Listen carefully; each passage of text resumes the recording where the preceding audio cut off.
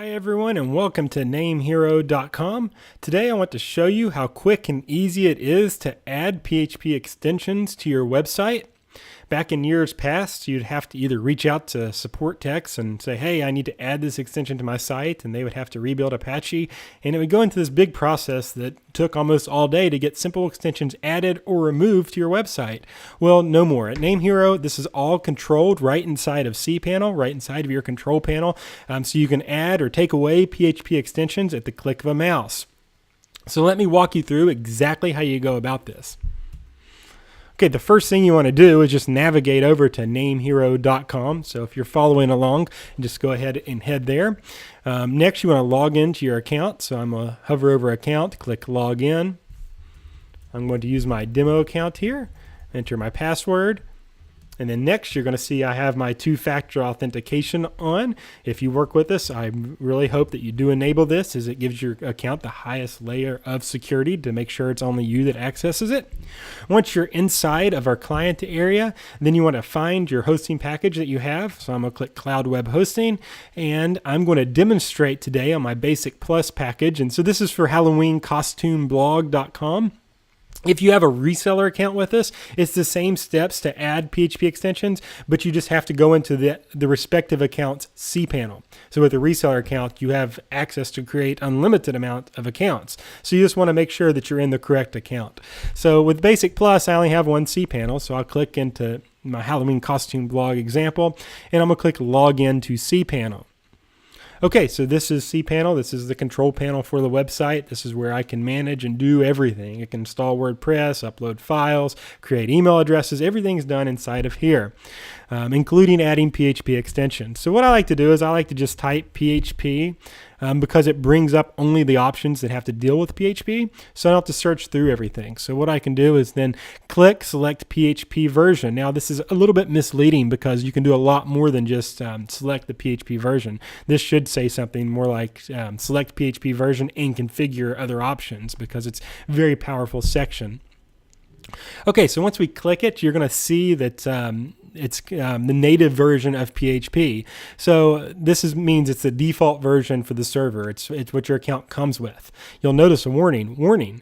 Changing PHP modules and PHP options via PHP selector for native PHP version is impossible. Well, that's fine. We just have to select it here. So this is just the native default stock version. It's what comes with your hosting account. If you want to customize it, then you need to click 5.6 here and click Set as Current. And so instead of native, you can see it changes it. So that means, and that tells us that you're using a custom setup, and that's fine, nothing wrong with it. It's actually recommended. But from this screen, this is where you can add or remove PHP extensions. So one of the most popular PHP extensions that people submit tickets asking is for IonCube Loader, because most pieces of PHP software that you install are encrypted or encoded by IonCube Loader. So if this is not installed on your account, then you're unable to run that script. So this is how you install it. You can see we have two versions here, so you might get a warning with your script, hey, this is the wrong version of IonCube Loader. Well, then you would come in here and remove this one and add this one and click Save.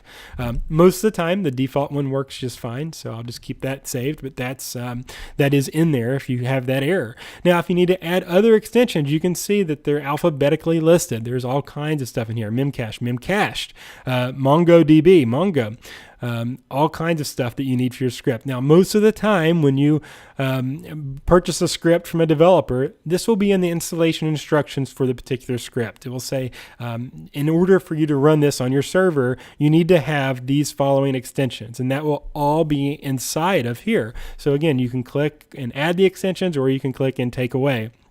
Now, to keep your website running extremely fast, I don't recommend adding extensions that you don't need. So if there's something on here that you say, well, I don't know if I need it or not, well, don't add it unless you know that you need it, because if you've selected all of these, then you might degrade the performance of your website a bit, because it's going to be, PHP is going to try to upload or try to incorporate all this stuff into your site. So you only want to use the ones that are absolutely necessary. So by default, when you select 5.6, you're going to have some of the most popular extensions that are needed needed for the majority of the scripts on the market.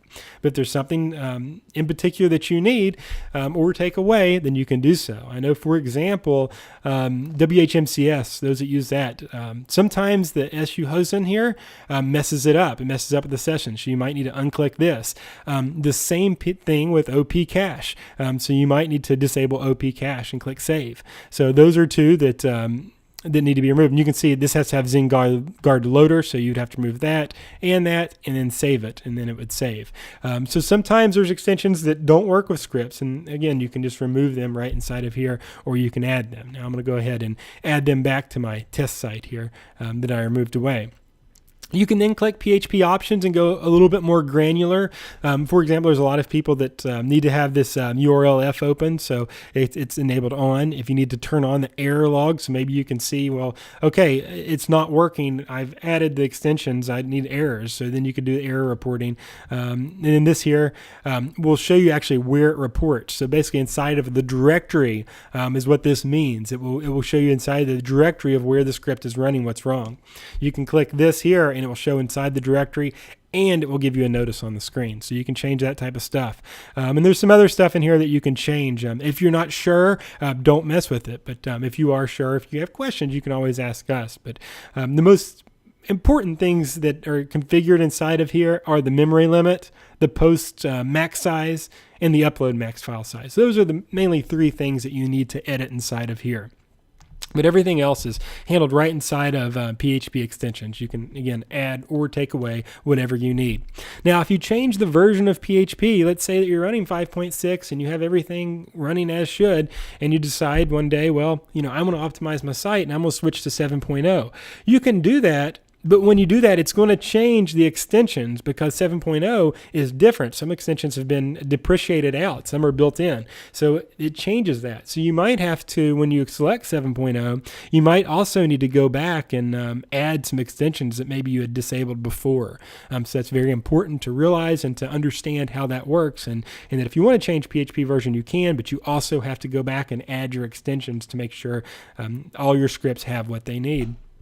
If you have any questions on any of this, feel free to reach out to our team. You can send us a live chat, give us a call, or submit a ticket. We're available 24 hours a day, 7 days a week, and it's our absolute pleasure to help you sort this. But I strongly believe by posting this video and putting it out on our YouTube channel and putting it out in our blog and putting it out in our knowledge base, you'll be able to find this type of stuff, and instead of having to reach out to support, you can just do this yourself. And you can also pass this along to your clients. If you're a reseller, your customers have this same access. So this is a huge selling point to those of you that are running other hosting companies, and this is a great feature that you can sell to your end users, and because they don't have to contact support to add extensions. They don't have to have a custom PHP any file. Everything is handled right inside of here. Once again, if there's something I can do to make your experience with us at NameHero.com better, please feel free to reach out to me. I'd love to hear from you, and I'd love to help you out. So thanks so much for watching. I hope you have an awesome day.